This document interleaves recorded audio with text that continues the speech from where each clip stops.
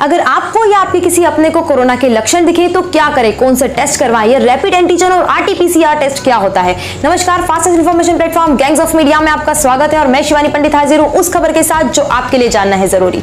लगातार बढ़ते कोरोना संक्रमण से पूरे देश में हाहाकार मचा हुआ है। हर जगह बस एक ही हॉट टॉपिक है कि आज कितने संक्रमित मिले, कितने मामले सक्रिय हैं, कितने लोगों ने अपनी जान गंवाई।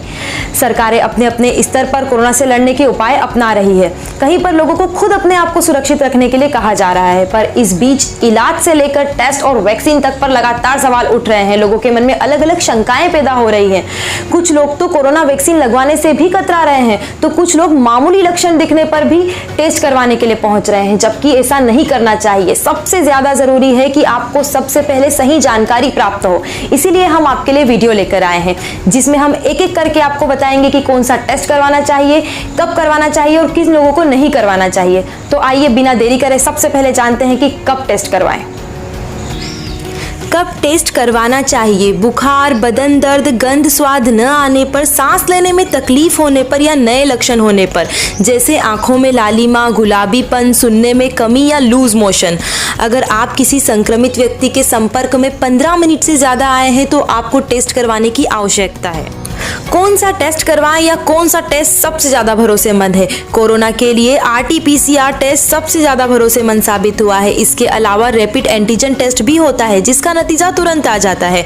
अगर रैपिड एंटीजन टेस्ट पॉजिटिव है तो आप कोरोना पॉजिटिव हैं। लेकिन यहाँ पर ध्यान रखने वाली बात यह है कि अगर आपका टेस्ट नेगेटिव है और फिर भी लक्षण दिख रहे हैं तो आप सही रिजल्ट के लिए आरटीपीसीआर टेस्ट जरूर करवाएं।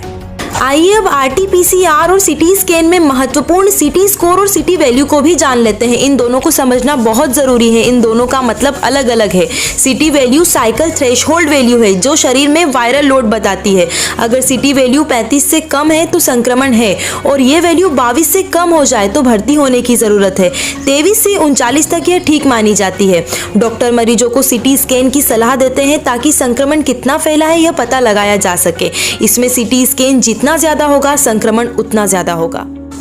अब जान लेते हैं कि किन लोगों को टेस्ट नहीं करवाना चाहिए। अगर आपने वैक्सीन के दोनों डोज लगवा लिए हैं और 2 हफ्ते बीत चुके हैं, किसी तरह की कोई तकलीफ महसूस नहीं हो रही, अब आपको खुद में कोई लक्षण नहीं दिख रहे तो आपको टेस्ट करवाने की जरूरत नहीं है। घातक कोरोना के 4 स्टेजेस होते हैं। आइए एक एक करके जानते हैं कौन कौन से। पहली स्टेज होम क्वारंटीन या आइसोलेशन वार्ड वाले। इसमें एसिम्प्टोमेटिक यानी बिना लक्षण वाले मरीज होते हैं जिन्हें किसी तरह की कोई तकलीफ न हो, सिटी स्कैन नॉर्मल हो, सिर्फ मामूली बुखार, थकान, खांसी, नाक बंद, खराश, उल्टी, पेट दर्द या डायरिया हो। दूसरी स्टेज आइसोलेशन वार्ड, हॉस्पिटल और आईसीयू। इसमें वो मरीज आते हैं जिनको बार बार तेज बुखार आता हो और उनके सिटी स्कैन में संक्रमण या घाव दिखे हों। तीसरी स्टेज आईसीयू। इसमें वो मरीज आते हैं जिनका ऑक्सीजन लेवल या SpO2 92% से कम हो और गंभीर निमोनिया हो जाने से वो हॉस्पिटल में एडमिट हो। चौथी और आखिरी स्टेज भी है आईसीयू, गंभीर संक्रमण होना। ऐसे मरीजों को एक्यूट रेस्पिरेटरी डिस्ट्रेस सिंड्रोम होता है, यानी उनके फेफड़ों को सांस लेने में दिक्कत होती है। इसके इलाज में फ्लूइड मैनेजमेंट, ऑक्सीजन और दवाएं शामिल होती हैं। ऐसे मरीजों को आईसीयू में एडमिट करना तत्काल प्रभाव से बहुत आवश्यक हो जाता है। दोस्तों, कोरोना के जो भी इलाज बताए जा रहे हैं वो प्रायोगिक हैं, इसलिए अपने आप को सुरक्षित रखें, अपने आप को इस बीमारी से बचा कर रखें, सोशल डिस्टेंसिंग का ध्यान रखें, कोविड वैक्सीन जरूर लगवाएं और बिना मास्क लगाए बाहर न जाएं।